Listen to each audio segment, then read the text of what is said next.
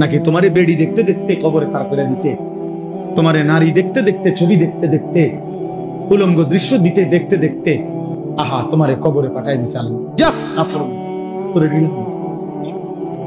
আর কিছু মানুষ আছে এবার এই সোফা ঠিক করতে করতে, খাট পালন ফার্নিচার, উনি মরার পরে 1 সপ্তাহ পরে সোফা বাইতে দিয়ে গেছে, উনি এখনো কবরে চলে গেছে, কিস্তি অনচলে, উনি মারা গেছে, ওনার সুদের টাকা এখনো বাজারে। এই কয়দিন আগে মাস্টার সাহেব, আমার এক ঘনিষ্ঠ ইমাম সাহেব, বাজার বড় এক বাজারের ইমাম, বাজার মসজিদের, উনি আমারে বলতেছে, হুজুর আমাদের এই বাজারের, মানে বাজারের নাম ইচ্ছে করে বলতেছি না আর কি, বাজারের একজন সেরা সুদখোর, যিনি বাজারের দোকানে দোকানে সুদ দিত, সুদে টাকা লাগাইতো, উনি মারা গেছে।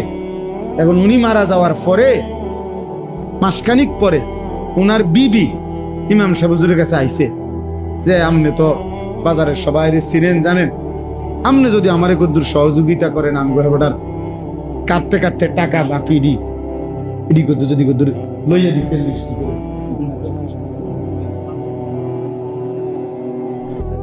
ইমাম সাহেব কয় হুজুর আমি পাগল হয়ে গেলাম, আমার কি কয় বেড়ি কি তা কয়, আমি বেলে আমার মুসল্লিতে সবাই কইতেই বলমি একটা ভাই আমনের তেহাবড়া কোনো সুদের টেয়া পাইনি, কদ্দুরটা লিখলাম হিসাবে। চিন্তা করছেন নি ওটার বুঝ, বুড়ির বুঝ। নাফরমান মানুষ, তুমি তো কবরে চলে গেলা, সুদের টাকা তো রয়ে গেল, হারামের টাকা তো রয়ে গেল, দুনিয়া তো রয়ে গেল, দুনিয়া তো রয়ে গেল। এবার কি হবে তোমার কবরে, কি হবে তোমার? কাল্লা সাউফা তা'লামুন সুম্মা কাল্লা সাউফা তা'লামুন। আল্লাহ বলে বান্দা আমি কবরে তোমাকে জানাবো। আবার বলছে বান্দা, আবারও বলছি আমি কিন্তু আখিরাতেও আবার জানাবো। একবার কবরে জানাবো বান্দা করেছিলে কি, উচিত ছিল কি, আবার তোমারে আখিরাতেও আমি জানিয়ে দেব করেছিলে কি, উচিত ছিল কি, সব আমি জানাবো। আল্লাহ বলেন আমি একটা একটা করে জানিয়ে দেব। তুমি তো গুনে ভুলে গেছো, আমি গুনে গুনে রেখেছি, আমি একটা একটা করে গুনেছি, এক বিন্দু বিন্দু করে গুনে রেখেছি। আল্লাহ আমাদেরকে হেফাজত করে, দয়া করে। ঘুরে ফিরে একই কথা। 10 বছর ফরদাবাদ বাজারে জুমার নামাজ পড়াইছি যখন, তখনও যেই কথা আজও একই। আরো যদি 10 বছর বলার সুযোগ হয় তো একই আখিরাত। ঘুরে ফিরে কি, ঘুরে ফিরে কবর, ঘুরে ফিরে মৃত্যু, ঘুরে ফিরে হাসরের মাঠ, ঘুরে ফিরে আমাদের বক্তব্য এটাই, পরকাল। ফেরিওয়ালা আমার মাল একটাই, আখিরাত। আখিরাতেই ফেরিওয়ালা। আল্লাহ আমাদেরকে হেফাজত করেন। তাহলে এবার দেখেন, ছোট্ট ছোট্ট যে 10টা আয়াত পড়ছি, অল্প সময় এই আয়াতগুলোর তরজমা শুনে। এখানে আল্লাহ তাআলা প্রথমে 3টা কসম করছেন। 3টি কসম করে একটি কথা বলছেন। একটা কথা বলার জন্য 3টা কসম করছেন।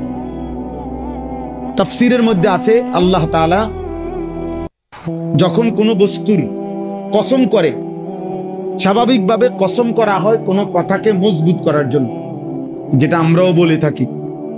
মানুষ আমরা কসম করি না, অর্থ কি, মানে আমায় যে কথাটা বলতেছি, যে দাবিটা, এটা যেন একটু কি হয়, মজবুত হয়। আল্লাহ বলেন আমি কসম করছি আদমের, কসম করছি আদমের সন্তানদের। এই 3টা কসম, মক্কা নগরীর কসম, আদম আলাইহিস সালামের কসম, আদমের সন্তানদের কসম।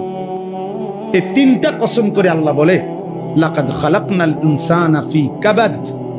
শোনো, একটার পর একটা কষ্টের ধাপ অতিক্রম করে আমি মানুষকে বানিয়েছি। মনে করো বান্দা, আল্লাহ যেন আমারে বলে, আপনারে বলে, মাস্টার মনে করো তো তুমি ছিলা মাটি, সেখান থেকে আমি আল্লাহ তাআলা নির্দিষ্ট খাবার বানিয়ে তোমার বাবার লোকমা হিসাবে খাওয়াইছি।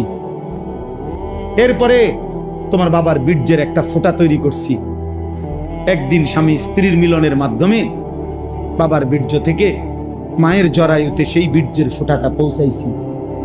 সেখানে আমি আল্লাহ এক ফোঁটা বীর্যের উপরে 9 মাস আমি আমার কুদরতি আপন হাতে আমি আল্লাহ চোখ নাক কান দিয়ে এমন একটা দেহ সাজিয়েছি। একদিন মায়ের পেট থেকে আমি বের করেছি। 2 বছর আমি দাঁতবিহীন শক্তিবিহীন এক দুর্বল শরীরে মায়ের বুকের পবিত্র দুধ দিয়ে আমি তোমারে বড় করছি। 2 বছর পরে সামান্য পরিমাণ খাবার অল্প অল্প দিয়ে পরিমিত মাত্রায় আমি নিজ যত্নে তোমাকে ধীরে ধীরে ধীরে ধীরে বড় করছি। আজ যখন 16 বছর, এখন শক্তি আছে, সামর্থ্য আছে, হাত পাও চোখ নাক কান যেখানে মন চায় সেখানে দৌড়তে পারো, ছুটতে পারো। হায় বান্দা, আজ আর তুমি আমারে চেনো না, আজ আর তুমি চেনো না। আজ 16 বছর বয়সে তুমি আমারে চেনো না। একটা পুরা দিন চলে যায়, তুমি আমাকে একটা সেজদাও করো, এক ওয়াক্ত নামাজও পড়ো। ঠিক আছে, চলো। আয়াহসাবু আল্লা ইয়াকদির আলাইহি আহাদ। আল্লাহ বলেন, ওরে জিজ্ঞাসা করেন, আল্লাহ বলতেছে যে নাম করে, ওরে জিজ্ঞাসা করো, এ আল্লাহর বান্দা, তুমি কি এই ভেবেছো যে তোমার উপরে কারো কোনো ক্ষমতা নাই?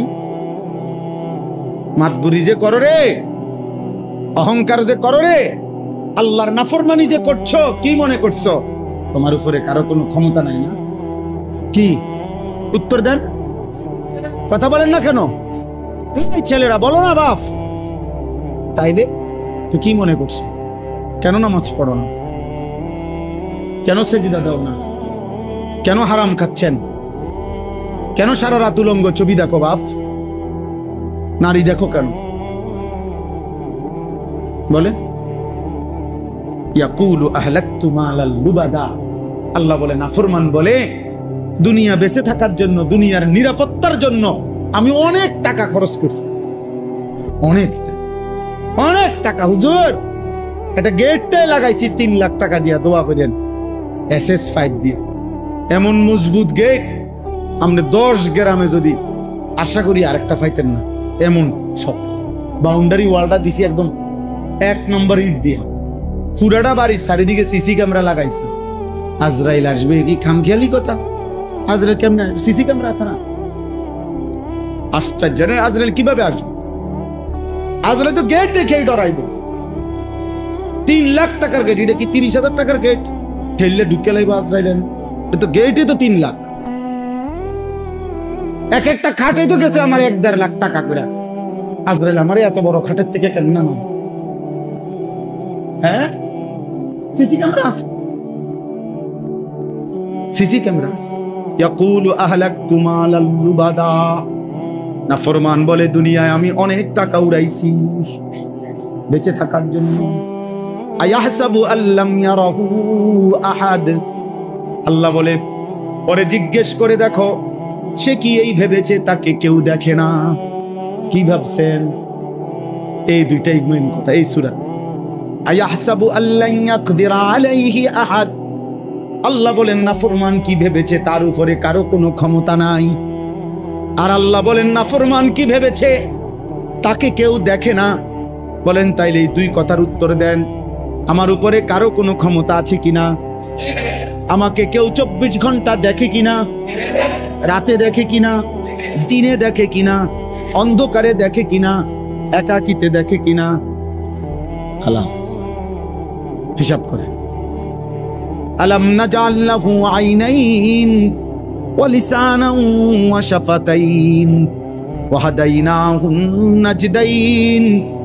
এত কিছুর পরেও যখন বান্দা নাফরমানি করতে করতে হাসরের ময়দানে জাহান্নামী হবে, আল্লাহ বলেন চিৎকার করবে নাফরমান, আর আল্লাহ বলবে, বান্দা বলো না, আমি কি তোমাকে 2টা চোখ দেই নাই? আমি কি একটা জিহ্বা দেই নাই? আমি কি 2টা ঠোঁট দেই নাই? আমি কি তোমাকে আলো অন্ধকার সত্য মিথ্যা জায়েজ না জায়েজ হালাল হারাম কি আমি বলে দেই নাই? দিছিল কিনা? বলেন না কেন? কোনটা হালাল কোনটা হারাম বলেছেন কিনা? হাত পাও চোখ নাক কান অঙ্গ প্রত্যঙ্গ দিয়েছেন কিনা? তাহলে কেন জাহান্নামী হলা? কেন পথ হারাইলা? কেন ভুল করলা? অতএব হিসাব লাগা, প্রত্যেকেই হিসাব লাগা। হাসলেও মরে যাবেন, কাঁদলেও মরে যাবেন। আখিরাতের ফিকির করেন, কবরের ফিকির করেন। আল্লাহ তাআলা আমাদেরকে তৌফিক দান করেন। রাসূলুল্লাহ সাল্লাল্লাহু আলাইহি ওয়াসাল্লামের সুন্নাতের উপরে জীবন কাটাবার সিদ্ধান্ত নেবেন। বলেন ইনশাআল্লাহ। উলামায়ে কেরামের সাথে সম্পর্ক গড়বেন, দ্বীন শিখবেন। যখনই সুযোগ পান, আমরা এই জন্য সব সময় মুখেও বলি, উলামায়ে কেরামের কিতাবাদি ছোট ছোট বই কিতাব পড়বেন, বয়ান শুনবেন। সব সময় দ্বীনের উপরে থাকার চলার চেষ্টা করবেন। কিশোর যুবক ছেলেরা, বাবা এই যে কয়জন আমার বাপ, বেঈমানের মতো চুল রাইখো না বাপ। সারা দিন রাত মোবাইলের পিছনে এমন সুন্দর যৌবন নষ্ট করো না। আর ফিরবা না, আর কোনোদিন এই হায়াত আসবে না। 5 ওয়াক্ত নামাজ পড়ো, ফজরের নামাজ পড়ো, আল্লাহকে রাজি রাখো। আল্লাহ তাআলা সবাইকে তৌফিক দান করেন।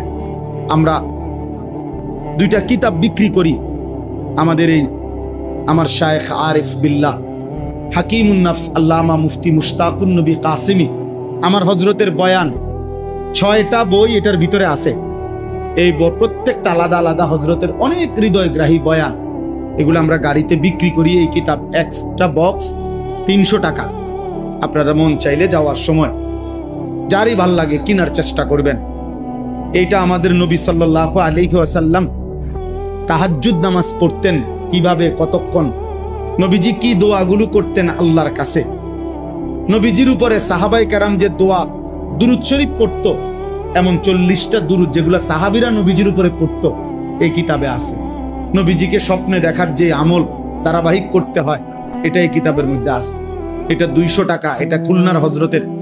এটা আমরা বিক্রি করি গাড়িতে। যার যেটা ভাল লাগে কেনার চেষ্টা করবেন, বহুত উপকৃত হবেন। শায়েখের এই কিতাব, খুলনার হযরতের এই কিতাব।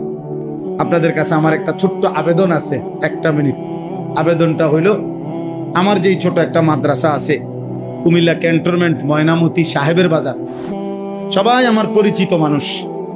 এই মাদ্রাসায় আজকে 500 জন ছাত্র এখন, আলহামদুলিল্লাহ 34 জন শিক্ষক কর্মচারী। তো আমার একটা স্বপ্ন, মাদ্রাসায় ছেলেদের পড়ালেখা তো আলহামদুলিল্লাহ চলতেছে, আমি একটা ভিন্ন আরেকটা মাদ্রাসায়, এখানেই পৃথক আরেকটা মাদ্রাসার ক্যাম্পাস ভবন করতে চাই। আমার আশা হইল সারা বাংলাদেশের সকল শ্রেণীর স্কুল কলেজ ইউনিভার্সিটি, শিক্ষিত অশিক্ষিত, দিন মজুর মুসলমান সারা বছর দিন শিখবে। কিরকম শিখবে? যার সময় যতক্ষণ, দিন শিখবে ততক্ষণ। অর্থাৎ যে যতক্ষণ সময় নিয়ে আসবে অতক্ষণ কিছু না কিছু শিখবে। 3 দিন হোক, 30 দিন হোক, 3 ঘন্টা হোক, 7 ঘন্টা হোক, একটা সূরাই শিখেন, রুকুটা ঠিক করেন, ওযুটা সুন্নাত মোতাবেক শিখেন। এরকম আলাদা শিক্ষক, আলাদা ভবন, সবটা করতে চাচ্ছি। তো এমনিতে আল্লাহ তাআলার কথা এমনিতেই শতভাগ সঠিক, এমনিতেই আল্লাহর কথা মজবুত, এমনিতেই আল্লাহর কথা দৃঢ়। আল্লাহর কথার চাইতে অধিক সত্য কারো কথা হতে পারে? কিন্তু এরপরেও আল্লাহ বড় মায়া করে, দয়া করে আল্লাহ বলতেছে, বান্দা ঠিক আছে, তবুও আমি তোমার কলিজার মধ্যে যেন বসে কথাটা, সেই জন্য আমি তোমাদের নিয়মের দিকে খেয়াল রাখা আমি আল্লাহ তাআলা, যাও অতিরিক্ত আরো কসম করেও আমিও বলব, যদিও আমি আল্লাহ কসম ছাড়া বললেই চলতো, কিন্তু তোমার দিলে যেন বসে, এই জন্য আমি কসম করে বলব। এইভাবে আল্লাহ তাআলা কোথাও 3টা কসম করছে, কোথাও একটা কথা বলার জন্য 4টা কসম করছে। কোরআন শরীফের একটা সূরা আছে ওয়াশ-শামসি ওয়া দুহাহা, এই সূরার মধ্যে আল্লাহ তাআলা একটা কথা বলার জন্য 14টা কসম, 14 বার কসম করছে, 14টা কসম, 14টা কসম করছে। এভাবে কোরআনুল কারীমের মধ্যে অসংখ্য কসম আছে। তো এই কসমের দ্বারা আল্লাহ যে কথাটা বলে, যেটার কসম করছে, আল্লাহ বিভিন্ন আল্লাহর সৃষ্টির বিভিন্ন কিছু ব্যাপারে, মানুষ, ইনসান, আল্লাহর কোন সৃষ্টি, মাখলুকের কোন বিষয়ে আল্লাহ কসম করছে, বিভিন্ন সময় বিভিন্নটার নাম। তো আল্লাহ তাআলা তাফসীরের মধ্যে লিখছে, আল্লাহ যে বিষয়ের কসম করে এটার দুইটা বিষয়, হয় এই বিষয়ে আগের থেকে কোনো বিশেষত্ব আছে যার কারণে আল্লাহ ওইটার কসম করছে, আর অথবা আল্লাহ কসম করার কারণে ওইটার দাম, ওইটার বিশেষত্ব, মর্যাদা বেড়ে গেছে। বুঝাইতে পারলাম নি কথা? তো আল্লাহ তাআলা এখানে প্রথম কসম করছেন, লা উকসিমু বিহাদাল বালাদ। ওই যে সূরার নাম কি বলছিলাম? বালাদ। তো এই সূরার আল্লাহ বলেন, আমি আল্লাহ নবীজিকে বলতেছে, বন্ধু আমি কসম করছি এই মক্কা নগরীর কসম। এখানে এই বালাদ বলতে শহর, নগর বলতে মক্কা নগরীকে বোঝানো হয়েছে। হাযাল বালাদ, এই মক্কা নগরীর কসম করছি। কোন নগরীর কসম? এখন প্রশ্ন হলো, নবীজি যেন মহব্বত করে, আমাদের নবী যেন আল্লাহকে জিজ্ঞেস করছে, মাওলা মক্কা নগরীর কসম করলেন কেন? বুঝেন নাই কথা? আল্লাহ তাআলা যে উত্তরটা দিছে এটা বহুতই মহব্বতের উত্তর,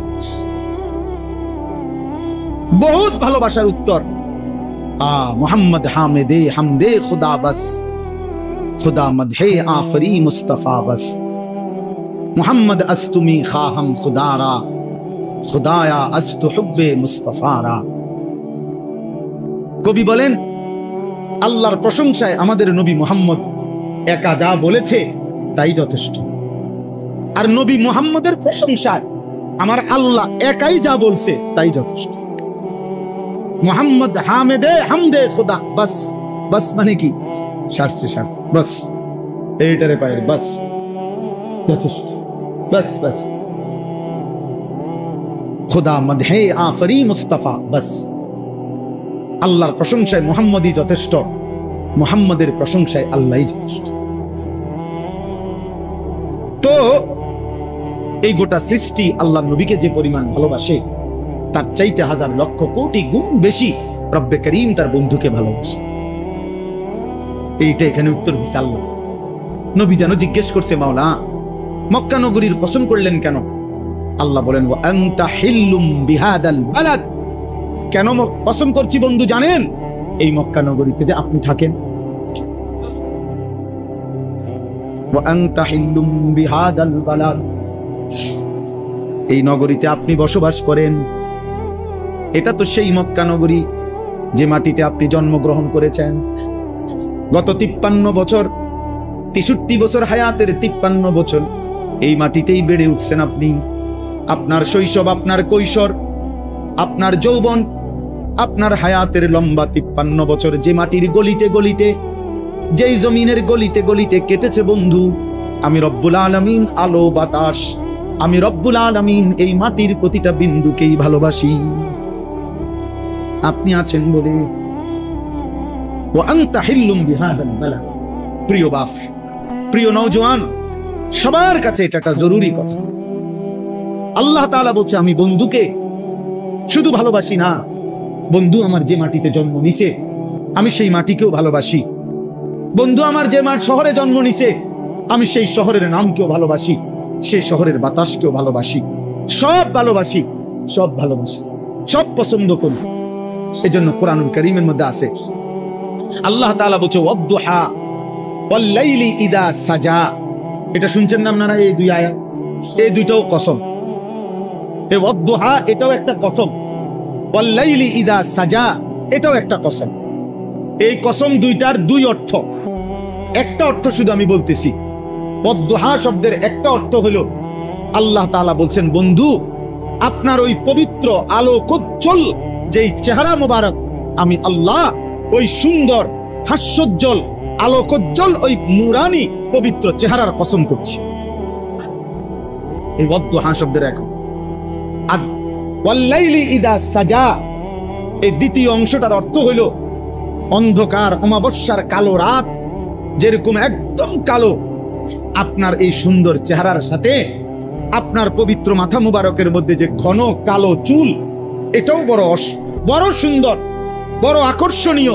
আমি আল্লাহ আপনার ওই সুন্দর আলোকোজ্জ্বল চেহারার সাথে ঘন কালো ওই চুলেরও কসম করব। ওয়াল লাইলি ইদা সাজা। এজন্য বন্ধু, নবী সাল্লাল্লাহু আলাইহি ওয়াসাল্লামের সরাসরি চেহারা মুবারকের কসম আল্লাহ করেছে। সেই চেহারা মালিকের কতটা প্রিয় বলেন না কেন? নবীজির পবিত্র কালো চুলের কসম কে করেছে? তো সেই চুল আল্লাহর কতটা প্রিয়। এবার আপনারা ইনসাফ করে বলেন, নবীজির ওই চেহারা মুবারক, কসম আল্লাহর, যে চেহারা আল্লাহ ভালোবাসে, যে চেহারা আল্লাহর বড় পছন্দের, খোদার কসম সেই চেহারা তো ছিল দাড়িওয়ালা চেহারা। সেই চেহারা তো দাড়িওয়ালা। রব যে চেহারার কসম করছে, রব যে চেহারা ভালোবাসছে, তো সেই চেহারা তো দাড়িওয়ালা। অতএব দাড়িবিহীন ওই চেহারা দিয়ে রবের সামনেই দাঁড়াবেন কেমনে? মদিনার রসুলের সামনেই দাঁড়াবেন। বলে কেমনে দাঁড়াবেন? আপনাদের বিবেক দিয়ে আপনি ভাই দেন। 2 নম্বর, কিশোর যুবক ছেলে, তোমাদেরকে বলি, বাপ, নবী সাল্লাল্লাহু আলাইহি সাল্লামের পবিত্র ওই চুল আল্লাহ তাআলার কাছে সেটাও তো বহুত প্রিয় ছিল। আর নিঃসন্দেহে এই ডান দিকে, বাম দিকে এবং সামনে এই বিশ্রী যেই ফ্যাশনেবল চুল, আল্লাহর কসম এটা নবীজির চুল না। নবীর চুল মুবারক এমন ছিল না, সাহাবায়ে কেরামের চুল এরকম ছিল না। গত 1450 বছরের ভিতরে মুসলমানের ইতিহাসে কোন ইমানদার, কোন মুত্তাকি, কোন ভদ্র, কোন দিনদার, কোন সেজদাওয়ালা কোন মুসলমানের চুল এমন ছিল না। অতএব নিঃসন্দেহে এই চুল বিকৃত চুল। এই তোমরা যারা এই চুল, এই ঝাঁকড়া চুল, ডান দিকে বড়, বাম দিকে বড়, সামনের দিকে বড়, পেছন ছাড়া, পিছনের চুল বড় হলে সেটা রাসূলুল্লাহ সাল্লাল্লাহু আলাইহি ওয়াসাল্লামের চুল, বাবরি চুল। কিন্তু বাকি 3 দিক, সামনের দিক, ডান দিক, বাম দিক, এই 3 দিকের এই ফ্যাশনেবল চুল, এটা মুহাম্মদ আরবি সাল্লাল্লাহু আলাইহি সাল্লামের চুল মুবারক এমন ছিল না। কোন সাহাবীর চুল এমন ছিল না। কোন আউলিয়া, কোন পীর, কোন মাশায়েখ, কোন বুজুর্গ, কোন উলামা, কোন মুহাদ্দিসিন, মুফাসসিরিন, ইমাম, খতিব, দিনদার, মুত্তাকি, এমনকি তোমার বাবা, দাদা, মুসলমান যারা তোমার পূর্বপুরুষ ছিল, তাদের চুল এমন ছিল না। অতএব তুমি এটা কোত্থেকে আনলা? এটা তোমারে দিছে যারা, ওরা কাফের, ওরা বেঈমান, বেঈমান, বেঈমান, বেঈমান। ওটা ইহুদির চুল, ওটা খ্রিস্টানের চুল, ওটা হিন্দুর চুল, ওটা বৌদ্ধের চুল, ওটা নাস্তিকের চুল, ওটা মুরতাদের চুল, ওটা এমনও ব্যক্তির চুল হইতে পারে যার জন্মের ঠিক নাই, বংশের ঠিক নাই। তালাশ করো, তুমি খুঁজা দেখো, তুমি যার মতো চুল রাখছো, ওইতের, তোমারে বলি নাই, সাবধান বলছি আমি, হইতের, যাত্রার থেকে নিচো মডেল, ওইতের গিয়া দেখো বংশ আসেনি। আর এটা নিয়ম। এই পৃথিবীতে কোন মাটিতে যদি পায়খানা লাগে, ওই মাটির মধ্যে দুর্গন্ধ। কোন মাটিতে যদি ফুল লাগে, ওই মাটিতে সুঘ্রাণ। অতএব আসহবত, যে যাকে অনুসরণ করে, যে যার মধ্যে প্রভাব বিস্তার করে, তার আসর, তার প্রতিক্রিয়া তার মধ্যে হবেই হবে, এটা কোনো সন্দেহ, এতে কোনো সন্দেহ নেই। এটা একবার পরীক্ষিত পৃথিবীতে। আমরা সেই ছোটবেলায় শেখ সাদির কবিতা পড়ছি। শেখ সাদি রহমতুল্লাহর কবিতার মধ্যে আছে যে মাটির উপরে একটা গোলাপ ফুলের গাছ ছিল। ইশক কাকে বলে? পৃথিবীর সমস্ত কিতাবে আছে আরবি, এটা একটা আরবি শব্দ। ইশক এটা আরবি শব্দ কিনা? আশিক আরবি শব্দ। ইশক বলা হয় তাজাউজু হাদ্দিল মাহাব্বা। অভিধানের কথা, ডিকশনারির কথা, আরবি অর্থ হলো ভালোবাসার সীমা অতিক্রম। অর্থাৎ সে ওইটা এত পরিমাণ ভালোবাসে যে ভালোবাসার সীমা কি করে ফেলছে, অতিক্রম। তাহলে আশিক তো হইল এমন যার একটা নিঃশ্বাসের মধ্যে পর্যন্ত রাসূলের বিরোধিতা নাই, পরে না বলবে আশিক মিয়া। আমি হব কে? আমি কোন দিন পাত্তা আসেনি আমগো? বুঝেন নাই কথাটা? কথা তো ছিল এমন প্রেমিক হবে, এমন প্রেমিক হবে। আমরা কিতাবে পড়ছি যে উত্তম আখলাক, যদি উত্তম আখলাককে বলা হয় তুমি মানুষের আকৃতি ধারণ করো, মানে এটা কল্পনার কথা, আর কাল্পনিক কথা, যে উত্তম চরিত্র, ওইটাকে বলা হয়েছে যে উত্তম চরিত্র কেরকম, মানে কোন বিষয়ে কেরকম তুমি পছন্দ করো, কেরকম হইলে কয় উত্তম চরিত্র, সর্বোত্তম, এটা তুমি একটা আকৃতি ধারণ করো, একটা মানুষের সুরত ধরো।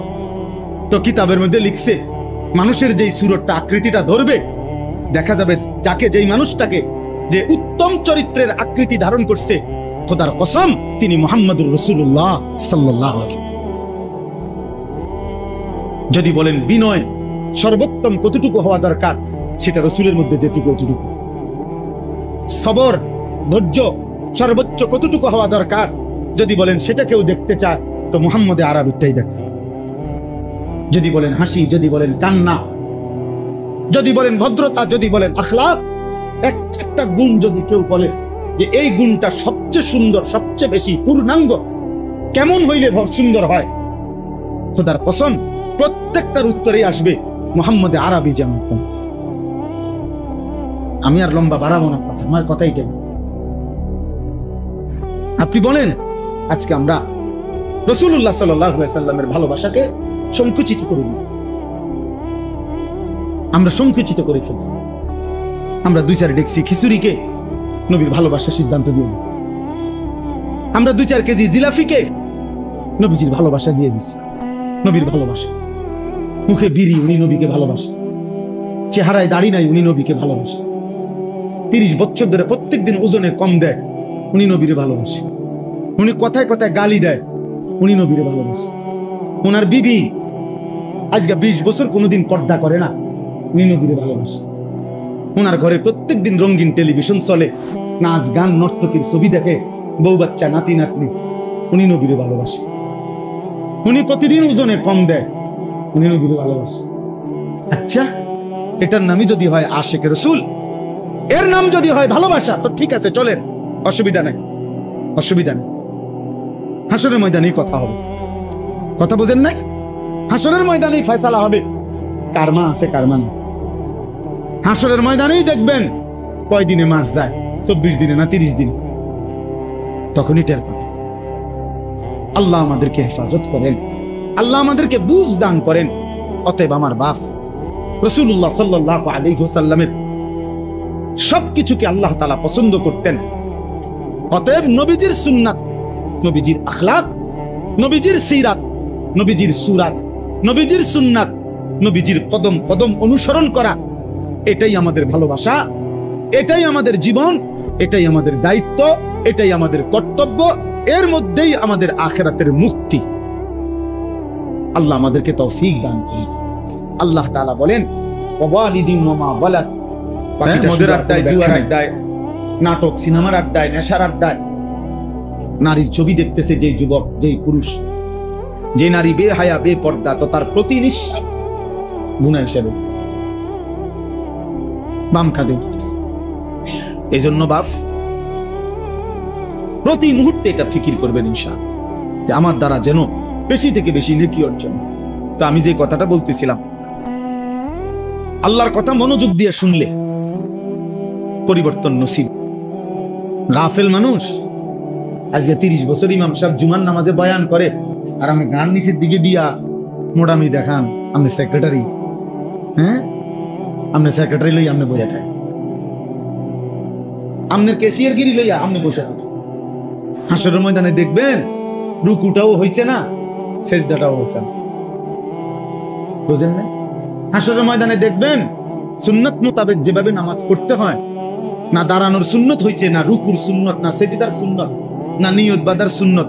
আর আপনি যে গারমোটা ছিলেন নিচের দিকে আর ইতান হুজুর, এরকম 2-4টা হুজুর তো বেটা ফকেটেই রাখি গাড়ে, বুঝেন না? উনি তো 2-4টা হুজুর ফকেটেই রাখে।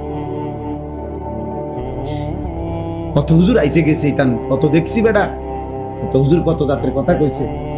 আমি এক জাতের আছি না, অর্থাৎ আমি অন্য বিড়িখানার উপরে আছি। আজকে 60 বছর আল্লাহর রহমতে আমারও বিড়ির থেকে কেউ লড়াইতে পারছে না।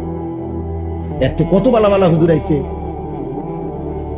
হ্যাঁ আপনি কামিয়াব, আপনি বহুত বড় কামিয়াব, আপনি যে 60 বছরও কিস্তি নেন, কামিয়াব।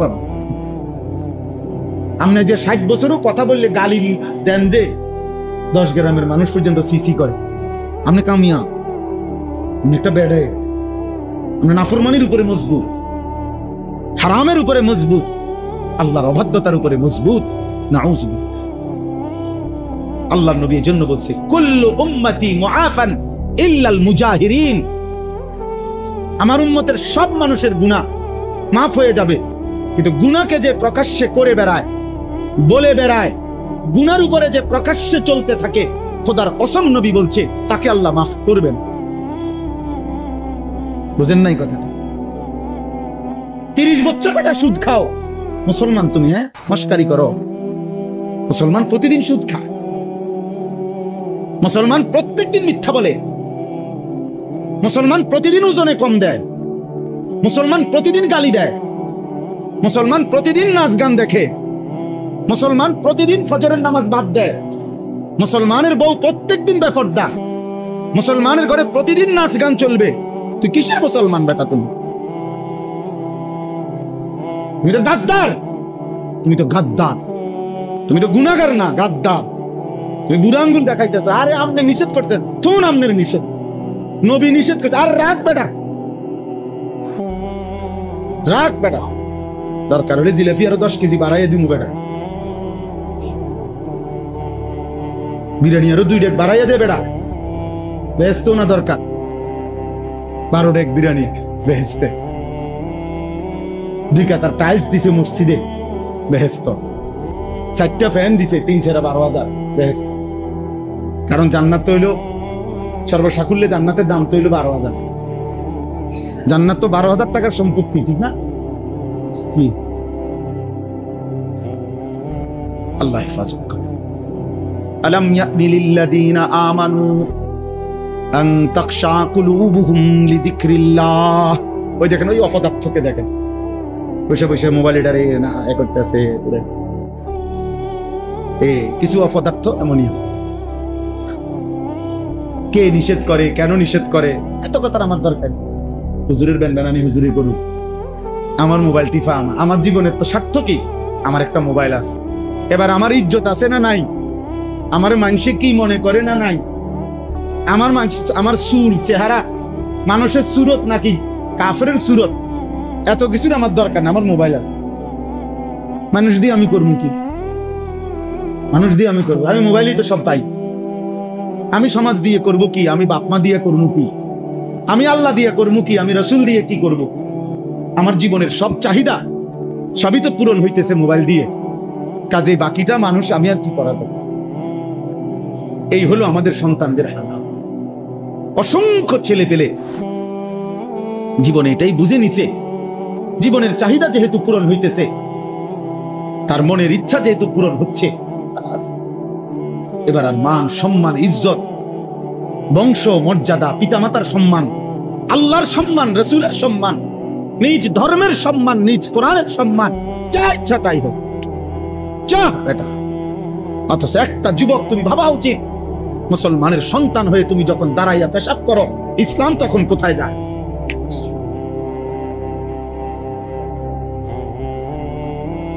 ইসলামের সম্মান তখন কোথায় যায়? একটা যুবক যখন সারাদিনে 1 ওয়াক্ত নামাজ না পড়ে, তখন আমার রাসূলের 23 বছরের চোখের পানি কি কদর হয়? মদিনার নবী তখন কষ্ট পায় না? প্রতি সপ্তাহেই রাসূলুল্লাহ সাল্লাল্লাহু আলাইহি সাল্লামের কাছে উম্মতের আমলনামা দেখানো হয়। শুনে তো নবী, কেউ দুরূদ শরীফ পড়লে আল্লাহর নবী বলছে আমার আল্লাহর পক্ষ থেকে ফেরেশতারা একটাবার নবীকে দুরূদ শরীফ পড়লে নাম ধরে ওই ব্যক্তির নাম এবং পিতার নাম সহ রাসূলুল্লাহ সাল্লাল্লাহু আলাইহি সাল্লামের সামনে আল্লাহর পক্ষ থেকে মনোনীত ফেরেশতারা রওজা পাকে পেশ করে। বিইসমিহি ওয়া ইসমি আবিহি, নবী বলেন তার নাম তার বাবার নাম সহ, আলী আশরাফের ছেলে আনিসুর রহমান আপনার উপরে একবার দুরূদ শরীফ। পৃথিবীতে কোনো মানুষের সামনে যখন বারবার কারো নাম উচ্চারণ হয়, উনি তাকে না দেখলো 2-4 বছর পরেও যদি কোনোদিন দেখে, আচ্ছা ও আপনার নাম তাইলে আনিসুর রহমান, আমার অনেক লোকে আপনার কথা বলছে, বারবার বলছে, আসলে আমি যদিও আপনাকে দেখি নাই, কিন্তু আপনার কথা অনেক শুনছি, এমন বলে না? রাসূলুল্লাহ সাল্লাল্লাহু আলাইহি সাল্লামও বলবে হাশরের ময়দানে ফুলসিরাতের সামনে, অথবা হাউজে কাউসারের সামনে, অথবা সুপারিশের জন্য সামনে গেলে যখন শুনবে উম্মত নাম বলবে, নবী সাল্লাল্লাহু আলাইহি ওয়াসাল্লাম, আচ্ছা ও তুমি, ফেরেশতারা তো প্রায় তোমার নাম আমার কাছে বলতো, ফেরেশতারা তো প্রায় দিনই আমার কাছে তোমার নাম বলতো, তুমি যে আমার উপর অনেক গুরুত্ব, তুমি আমার অনেক মনে করছো, আমি তো অনেক শুনছি তোমার নাম। তাহলে যে মুসলমান 30 বছরের ভিতরে রাসূলুল্লাহ সাল্লাল্লাহু আলাইহি ওয়াসাল্লামের সুন্নাতের খেলাফ বিরোধিতা করে গেলেন, 20 বছর ধরে দাড়ি কাটলেন, 30 বছর ধরে দাড়ি কাটলেন, আপনার নাম নবীজির সামনে কেমনে পেশ হবে? হ্যাঁ, আল্লাহ হেফাজত করেন। এজন্য ভাই আমার কথা এটাই, প্রথম কথা শেষ, মনোযোগের কথা বলতেছিলাম। আন্তরিকতা থাকতে হবে। কোন আলেম দেশে যে আপনার মসজিদের হুজুর হোক, সব আলেম সারা বাংলাদেশ পরিচিত হইতে হবে এটা জরুরি না। সবাই সারা বাংলাদেশ জনপ্রিয় হতে হবে এটা জরুরি। কোরআন সুন্নাহর কথা আপনার মহল্লার ইমাম, মহল্লার আলেম, উনিও যদি বলে, আপনার জিম্মাদারি মনোযোগ দিয়ে শুনুন। উনি জনপ্রিয় না হোক, মানুষের কাছে জনপ্রিয়তা দিয়া হবে এটা কি? 10 লক্ষ মানুষ আমার আলগি দিলে আমার কবর রাজাব মাফ তো আর লাভ কি? তাইলে আমার লাভ কি বল? আমি তো নির্বাচনে আসছি না, যে নির্বাচনী গণসংযোগ আমার সমর্থন দরকার অনেক, আমি এই জন্য আসছি আমরা এখানে, তাহলে আর লাভ কি? এখানে কম হইলেই কি আর বেশি হইলেই কি? দরকার তো আল্লাহ গ্রহণ করলো কিনা, আখিরাতের মুক্তি মিলবে কিনা, পরকালের মুক্তি মিলবে কিনা, আমলনামা ডান হাতে আসবে কিনা, মিজানের পাল্লায় নেকিটা ভারী হবে কিনা, আল্লাহর মুখোমুখি হইলে রব্বে কারীম যদি প্রশ্ন করে জবাব দিতে পারবো কিনা, ফুলসিরাতটা আসানির সাথে পার হতে পারবো কিনা, চিন্তা তো হলো ওই বিষয়। এই পৃথিবীতে আপনি অমর হয়ে যাবেন, এই পৃথিবীতে, পৃথিবী নিজে অমর নি, তামনে অমর হবেন কেমন? বুঝেন নাই? এটা তো এই জেনারেল শিক্ষিতরা তো এটা কথা একটা ফালতু কথা বানায় নিছে। পৃথিবীতে তিনি অমর হয়ে থাকবেন, পৃথিবী নিজে অমর নি, তো তুমি অমর হবে কেমন? পৃথিবী চিরস্থায়ী নি, তো আপনি চিরস্থায়ী থাকবেন কেন? পৃথিবী, এই পৃথিবী নিজেই তো থাকবে না। ইসরাফিল একদিন ফু দিলে আসমান ও জমিন, এই গোটা কায়নাত শেষ হবে কিনা বলেন? শেষ হবে না, তো তাইলে আর অমর রইল কই? জগতেরও যেহেতু মৃত্যু হবে, কায়নাতেরও যেহেতু আমরা কিতাবে পড়ছি স্পষ্ট, এ ব্যক্তির পৃথক মৃত্যুকে বলে মৌত, আর সারা আলমের একসাথে যেদিন মৃত্যু হবে সেটাকেই বলে কিয়ামত। এটাও মৃত্যুই, মৌতুল আলম, সারা আলমের যখন মৃত্যু হবে ওটারই বলে কিয়ামত। ইসরাফিল ফু দিলে সেই মৃত্যুটা, গোটা সৃষ্টির একসাথে কি হয়ে যাবে? মৃত্যু, আসমান ও জমিন সহ সবকিছু। অতএব আমরা যদি প্রত্যেকে এটা ভাবি, এই ইসলাহী মজলিসগুলোর মূল ফিকির, এই ছোট মজলিসের মূল ফিকির বিশ্বাস করেন, নিজের অনুভূতি সুন্দর করা, আমার বিবেক জাগানো, আমার অনুভূতি জাগানো, ইসলাহে নফস, আত্মার সংশোধন, হৃদয়ের সংশোধন, নিজের সংশোধন, ব্যক্তির সংশোধন, আত্মশুদ্ধি, আত্মসংশোধন, এরই মাহফিলের নামই হলো ইসলাহী মাহফিল। খুব হাঙ্গামার দরকার নাই, ছোটখাটো আয়োজনের মধ্যে মাকসাদ আমার হৃদয় যেন জেগে ওঠে, আমার বিবেক যেন, অনুভূতি যেন জাগে, হায় আমি কি করছি, আমার কি করা উচিত। ইল্লা তানসুরুহু ফাকাদ নাসারাহুল্লাহ, কোরআনুল কারীমে আল্লাহ বলছে, শোনো, তোমরা যদি আমার রাসূলকে, আমার নবীর কে সাহায্য না করো, মানে আমার বন্ধুর 23 বছরের এই দ্বীনকে সাহায্য না করো, তো ঘাবড়াইও না, তোমরা মনে রেখো, ফাকাদ নাসারাহুল্লাহ, আমি আল্লাহ ওয়াদা দিলাম, আমি আল্লাহ একাই আমার বন্ধুকে সাহায্য করব। তোমারে সরায় ফেলো, ইনশা ইউযহিবকুম ওয়া ইয়াতি বিখালকিন জাদীদ। কোরআন শরীফে আছে, আল্লাহ বলছে, তোমরা যদি আল্লাহর দ্বীন না মানো, আল্লাহ চাইলে তোমাদের সরিয়ে দেবেন, আর তোমাদের জায়গায় নতুন জাতি, নতুন সৃষ্টি, নতুন অনুগত বান্দা আল্লাহই নিয়ে আসে। জমিন খালি থাকবে না। আল্লাহর অনুগত বান্দা, আল্লাহর পছন্দের বান্দা, আল্লাহর প্রিয় বান্দা জমিনে সর্বদাই থাকবে। আমি এমনি কামে না লাগলে আমরা বাদ গেলাম, কিন্তু রবের জন্য, দ্বীনের জন্য, রাসূলে পাকের ইজ্জত সম্মানের জন্য যে পরিমাণ মর্দে মুজাহিদ দরকার, খুদার কসম আল্লাহ সেটা জমিনে রাখবেই রাখবে। মান ইয়ারতাদ্দা মিনকুম আন দীনিহি ফাসাউফা ইয়াতিল্লাহু বিকওমিন ইউহিব্বুহুম ওয়া ইউহিব্বুনা। আল্লাহ বলছে, হে ঈমানদারগণ, তোমরা সকলেও যদি আমি আল্লাহর দ্বীন থেকে সরে যাও, মুরতাদ, মান ইয়ারতাদ্দা মানে মুরতাদ হয়ে যাও, ফাসতামিউ মনোযোগ দিয়ে শোনো, আরেকটা হলো ওয়া আনসিতু চুপ থাকো।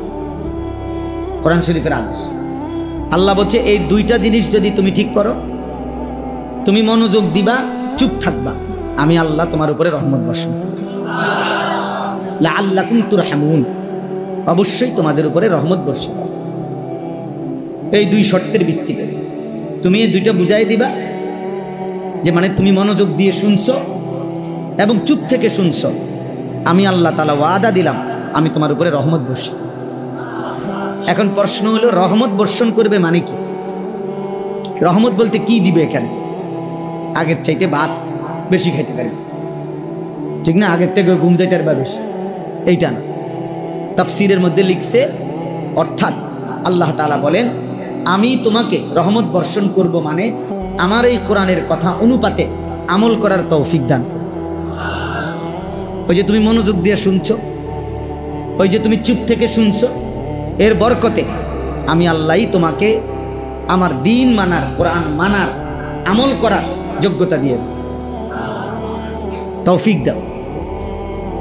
হাদিসের মধ্যে আছে, নবী সাল্লাল্লাহু আলাইহি ওয়াসাল্লাম বলছেন, আল্লাহ তাআলা যার কল্যাণ চায়, আল্লাহ যার নিজে, আল্লাহ যার খায়ের কল্যাণ চায়, আল্লাহ যার ভালো চায়, আল্লাহ যাকে ভালো করতে চায়, জান্নাত দিতে চায়, তো ইউওয়াফিকুহু লিআমালিন সালিহিন ক্বাবলাল মাউত।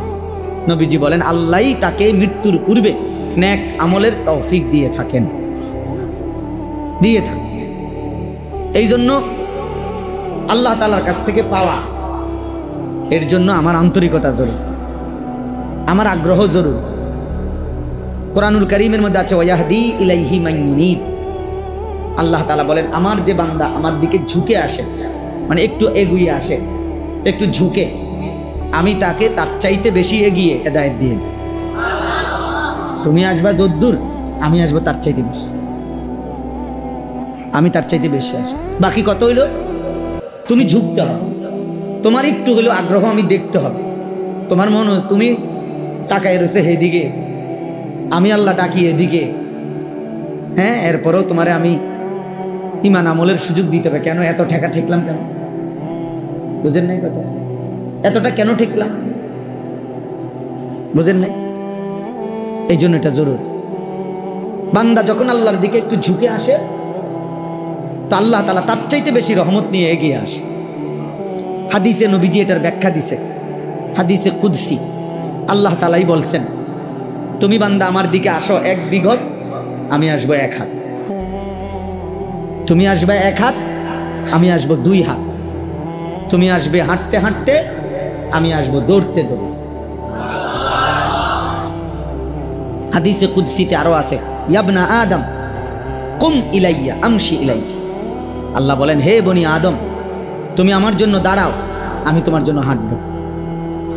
ওয়ামশি ইলাইয়া উহারবিলু ইলাইকা, তুমি আমার জন্য হাঁটো, আমি তোমার জন্য দৌড়বো। মানে তুমি আসবে যেদ্দূর, আমি আসবো তদ্দূর না, আমি বেশি আসবো। লিয়াজজিয়াহুমুল্লাহু আহসানা মা আমিলু ওয়া ইয়াজিদাহুম মিন ফাদলিহি। আল্লাহ কোরআনে বলছে, বান্দা তুমি যখনই নেক আমল করবা, প্রত্যেকটা নেক আমলের প্রথমত তুমি যেই প্রাপ্য নেকি এর দূর আমি দেব, এরপরে তোমার পাওনা নেকির উপরে আমি আমার দয়ায় বাড়াইতে থাকব। 1-এ 10 মনে করেন কোরআন শরীফের একটি অক্ষর পড়লে নবীজি বলছে 1-এ কত? তো এইটা তোমার পাওনা, তুমি পাইছো। এবার আল্লাহ বলেন এই 10-এর উপরে আমি বাড়াইতে থাকি। রমজানে মনে করেন 1-এ 70 নাকি তা আল্লাহ বলছেন যে 70 তো তুমি পাইছো, তোমার 70 তো দিলামই, এবারে তোমার 70-এর উপরে আমি আমার দয়ায় বাড়াইতে থাকি। মক্কা শরীফ মসজিদে হারামে আল্লাহর ঘরে ওইখানে একটা সেজদা দিলে একে কত? 1 লক্ষ। একে কত? 1 লাখ। তো তোমার 1 লাখ এটা তো তোমারে দেবই, এবার তোমার লাখের উপরে আমি আমার দয়ায় বাড়াইতে থাকি। আমার শায়েখ আল্লামা মুফতি মুশতাকুর নবী কাসিম হুজুর বলেন যে আল্লাহকে যদি বান্দা জিজ্ঞেস করে আপনি বাড়াইবেন কতক্ষণ, আল্লাহ বলবেন আমি আছি যতক্ষণ। এবার যদি বলেন আপনি আছেন কতক্ষণ, তিনি বলবেন আমি আছি সারাক্ষণ। কতক্ষণ আছেন তিনি? সারাক্ষণ। তো বাড়তে থাকবে কতক্ষণ? সারাক্ষণ।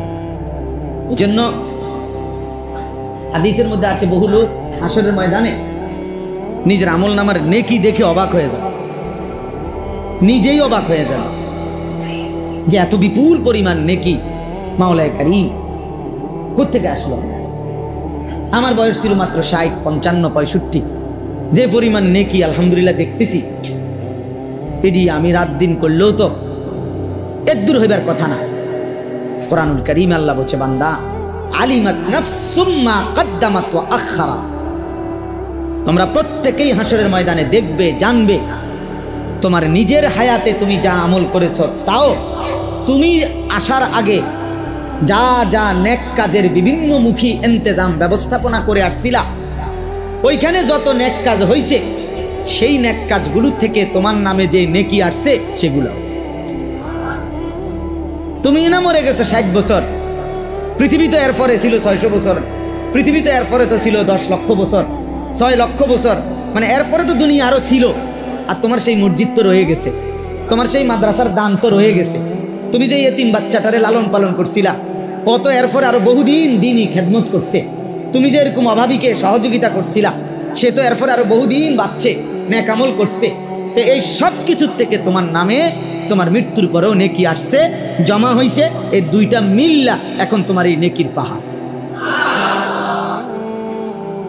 আলিমাত নাফসুম মা কদ্দামাত ওয়া আখারাত, আলিমাত নাফসুম মা আহদারাত, হ্যাঁ, ওয়া নাকতুবু মা কদ্দামু ওয়া আতারাহুম, সূরা ইয়াসিনে আছে।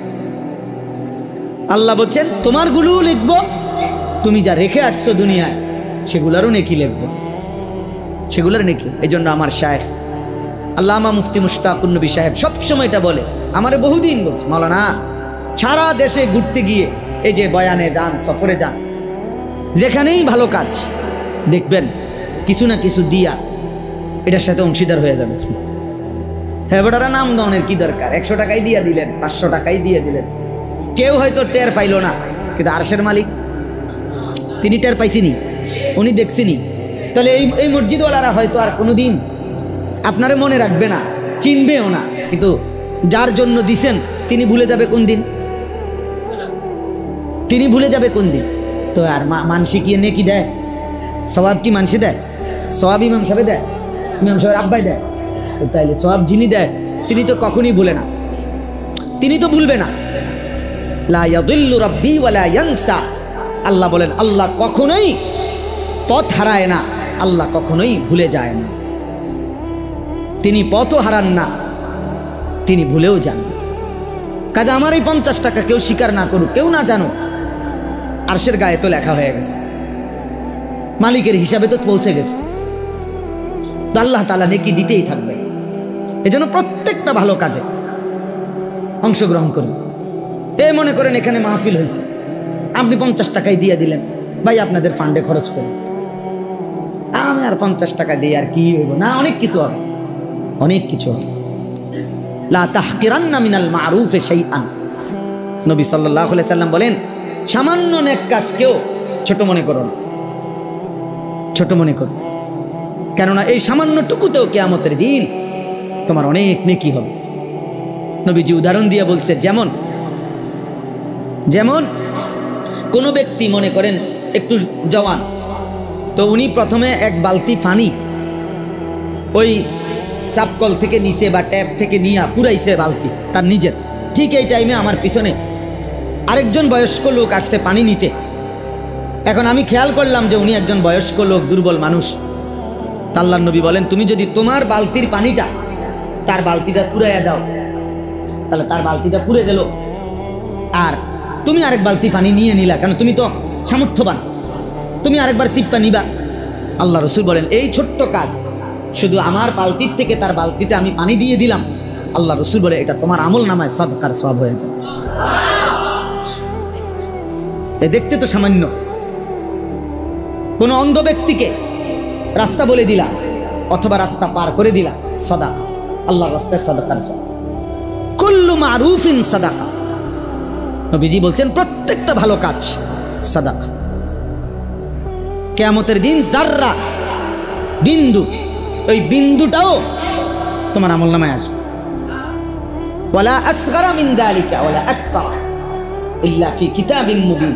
আল্লাহ বলছে ওই যাররারও চাইতে যদি ছোট কিছু হয়, বিন্দুর চাইতেও যদি কিছু হয় ছোট সামান্য, সেটাও আসবে, তার চাইতে বড়টাও তোমার আমলনামায় আসবে।